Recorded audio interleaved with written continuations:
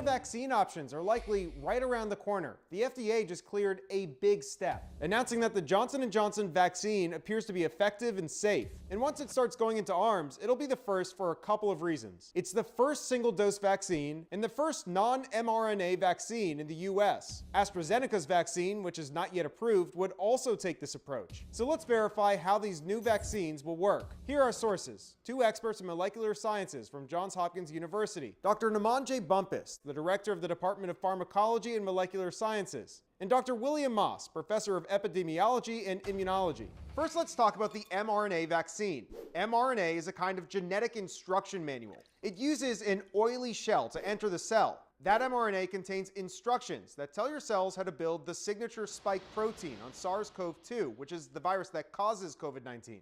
That spike protein helps your body to build up a resistance to the virus without ever being actually infected. Meanwhile, AstraZeneca and Johnson & Johnson are developing a DNA-based vaccine called an adenovirus vector vaccine. And Dr. Moss made it very clear that while it uses virus DNA, these vaccines do not alter your human DNA.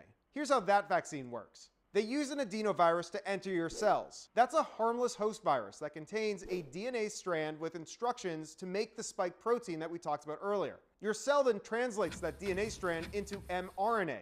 And from there, it's the same as the mRNA vaccines. Your cells use that mRNA to make the spike protein and show it to your immune system. By building the spike protein and training your immune system to fight it, your body's ready to fight off the real virus if you come in contact with it. And our experts say that adenovirus host makes a huge difference for worldwide distribution. Here's why. mRNA is heat sensitive. The Pfizer vaccine needs to be stored at extreme freezing temperatures, -94 degrees Fahrenheit. But adenovirus vector vaccines can stay in a normal refrigerator between 35 and 46 degrees Fahrenheit, which our experts say will make distribution and storage much easier.